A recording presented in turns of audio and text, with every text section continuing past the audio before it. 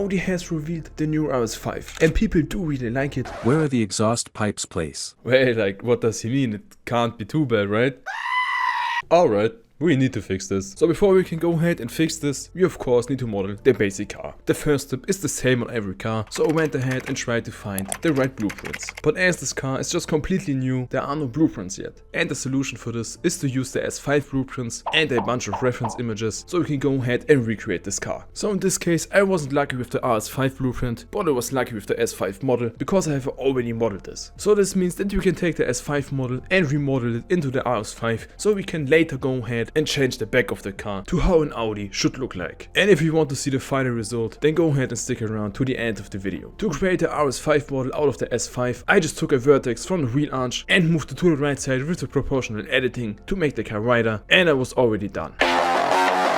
Alright, all jokes aside, I first tried to delete all of the parts that Audi has changed for the RS model. This means that I have deleted the wheels, as the RS model definitely got wider wheels with some new rims. I have deleted the underbody, as we have to make this way thicker because of the body kit, and I have deleted the back diffuser, as we already know that the back has changed. Then I've started to work on the front of the car, where I first went ahead and deleted the already existing black parts, and because the front grille got way bigger, I almost deleted the complete front of the car. Now of course the RS5 model is way thicker than the S5, so I went ahead and moved the wheel arch out. And if you're interested in how to create a low poly car just like this Audi RS5, you can go ahead and check out my course where we have created this low poly car from the first vertex to the final render. So because of the way wider wheel arch, I also needed to remodel the front fender, and I first tried to create this area by the headlights right here. Then I realized that the fender got a new line, which I recreated just like this, and only when I really started to work on the car, I realized how thick it really got, and I really did fall in love with how the car looks. At the side, the RS model got this new air intake at the front door, which I have created by separating the vertices and moving some of the vertices out. After this I went ahead and started to work on the back of the car, and the first thing that I did was to make the car way wider by again moving out the wheel arch. And as on all Audi models, the car gets wider starting from the back door. I needed to rotate some of the vertices to make it look right.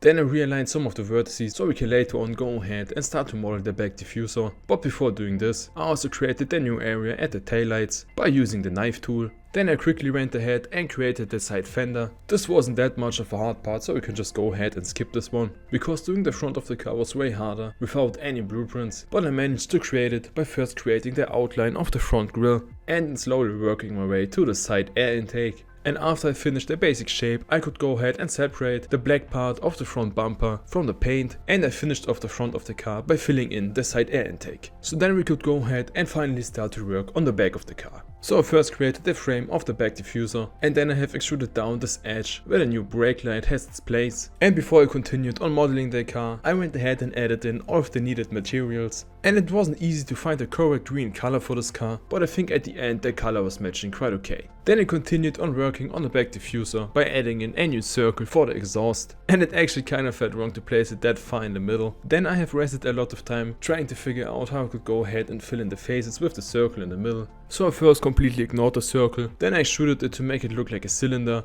and using the boolean modifier I could go ahead and cut out the shape that I needed. But I still somehow needed to integrate the circle to the already existing part of the diffuser, and this really was a hard part, so I'm not going to talk about it, as the topology was a real mess at the end. And I don't know how this part of the diffuser is called, but I have modeled it by adding in a new cube and scaling it down to the size of what I needed it to be. So then I duplicated the vertices from the circle right here and scaled it down so I could go ahead and model the controversial exhaust pipe. So then the only thing that was left to do is to create this red area right here, and I really think that this is looking great as it was implemented with a really good depth in the bumper itself. Then I went ahead and fixed all of the wrong normals by recalculating them, and I continued this model by adding in the missing materials. And for the S5 model, I even went ahead and created a full interior, so I also went ahead and added in the materials for the interior. And for all of you who are interested in how to create a low poly interior, you can also go ahead and check out my full interior course. The RS5 model got a new spoiler, so I first went ahead and deleted the S5 spoiler, then I duplicated the faces from the trunk so I could go ahead and remodel a new spoiler out of it, and it did came out looking really good at the end. So now the only thing that was left to finish the RS5 model was to create the underbody and the new wheels, so I first went ahead and duplicated all of the outline vertices and then extruded the wheel arch in and filled in the rest of the area by creating some n-gons. Then I added in a new circle to the scene so I could go ahead and start to model the rim of the car.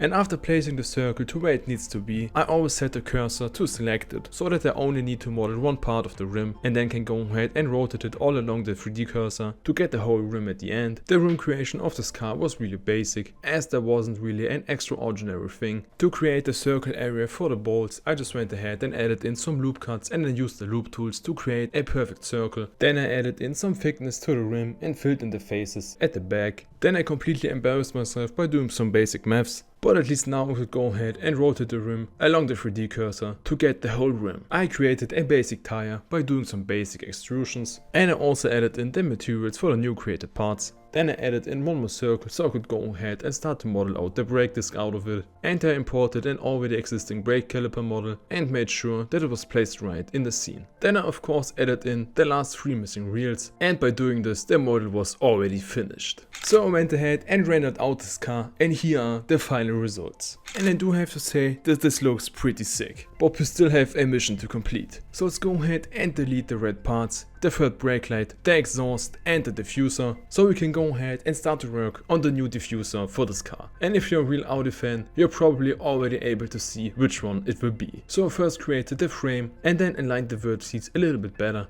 I extruded down these vertices right here and filled in the face. Then I also filled in the faces below and extruded off the faces in. Then I added in some thickness to the frame of the diffuser. Then I extruded the vertices to the front of the car to create a little bit of space for the exhaust. And talking about the exhaust, I added in one more circle to the scene so I can go ahead and start to model the exhaust out of it. And I of course scaled down the circle on the Z-axis to get this oval looking shape. With one more boolean modifier, I cut out the circle to have place for the exhaust. Then I aligned the exhaust pipe itself and went ahead and extruded it back so that the exhaust was already finished. I added in the last missing materials, and this version of the RS5 was already done. So just like on the real Audi RS5, I rendered this version out and you can see the final results right here. If you're at this point interested in how to create a low poly car just like the Audi RS5 from the complete beginning to the final render, you can go ahead and check out my full step-by-step beginner course on how to create a low poly car in Blender. So at the beginning of the video I was really desperate to create a new bag for the car because of some of the reviews that I have seen for this car, and I have also let my community decide which version of the car they do prefer, and the result was very clear. But I have to say that during the modeling process I really started to like on how the car looks like. And this wouldn't be the first case where people first misliked the car and then actually have started to like the car after some time has passed, because I don't think that anyone thought that we would go ahead and appreciate the new grille design of the BMWs. So I actually think that the changes that Audi has done to the new RS5